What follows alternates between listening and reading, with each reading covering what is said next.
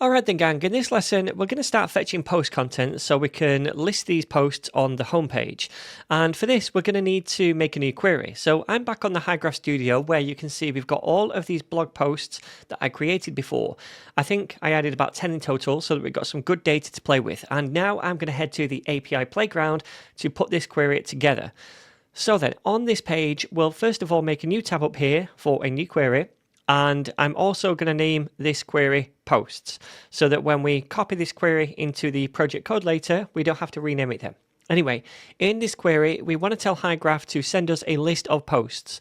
So let's click on the posts option in the Explorer first of all. Then once we've done that, we can just specify which fields we want from each post. So we're going to be showing a list of these posts on the homepage, right? And we don't want to show the entire thing, just a preview of each one.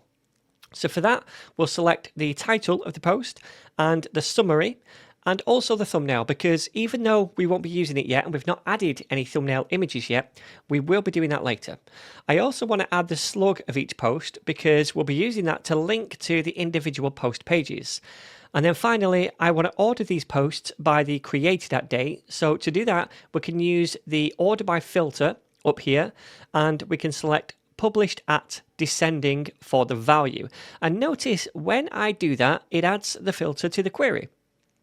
All right, so I think that's all we need. Let's try this out by hitting the play button up here and making sure we get that list of posts back as a response with those fields, which we do. Awesome. We can see the post property, which contains that list. So let's copy this query now and then head back to the code to set it up. Okay then, so now let's head to the Hygraph page, which is where we register these queries inside that queries object. And I'm going to add on a new property for this query, which can be something like posts. So the value of that property is going to start the same way as the other one that we made, with Hygraph client, which is that client we made earlier with GraphQL. Then we can say .gql followed by a template string, so backticks. And then within those backticks, I'm just going to paste this query in that we copied and format it just a little bit to make it look nicer. Right then, so now we have this second query registered inside this object, right? And again, you don't need to put all your queries in an object like this. If you don't want to, you can write them directly within your page components or the actions file or some other file if that's what you prefer to do. I'm just doing it this way to stay organized for this series because then I know where all of my queries are going to be.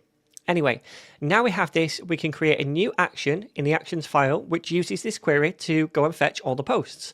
So let's head to that file and we'll export and make a new function down here, which I'm going to call get posts, but you can call it whatever you want, doesn't really matter. It doesn't have to be called this. And this function needs to be asynchronous because we'll be using await inside it to fetch those posts. Okay, so now inside we can say const response is equal to await, and then we want the queries object, and then on that we need the posts query. Now to send this query we need to use that send method, which GraphQL attaches to all the queries that we make using the clients. So then this sends off the query and hopefully it sends back all those posts like we saw in the API playground earlier. And we just now need to return those posts by saying return down here and then response.posts. Okay, so now all we need to do is invoke this action from the homepage so we can use all of those posts in the template. So to do that, I'm going to head to the homepage file, which is inside the app folder. And inside this file, the first thing I'm going to do is paste in the action import at the top. So this is the action we just created to query the posts. And now down inside the component itself, we're going to invoke this action by saying const posts is equal to await, and then the action itself, which is called get posts, and we can invoke that. Now again, because we're using await, we also need to make sure this page component is an asynchronous one by using this async keyword up here. And once we have these posts, we can then use them as the initial post prop value down here in the post list component instead of just the empty array. So now, inside that post list component, it's going to map through the posts that we pass in and output a bit of template for each one. Let's open that file then, which is inside the components folder somewhere.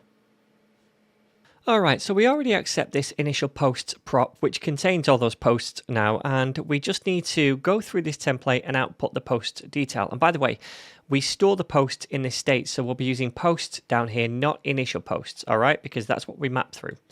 All right then, so for each post, what do we need to output? Well, first of all, the key for the article.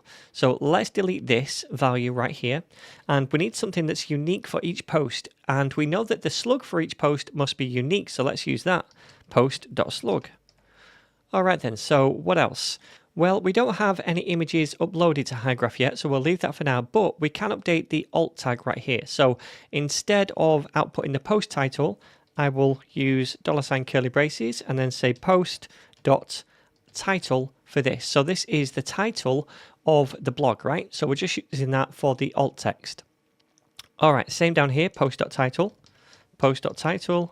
and then we have the summary, so post.summary, like so. And then we actually already had this slug set up. So this button at the bottom to read more goes to /blog, so into the blog folder, and then the slug is output after this. All right, so that's already done as well.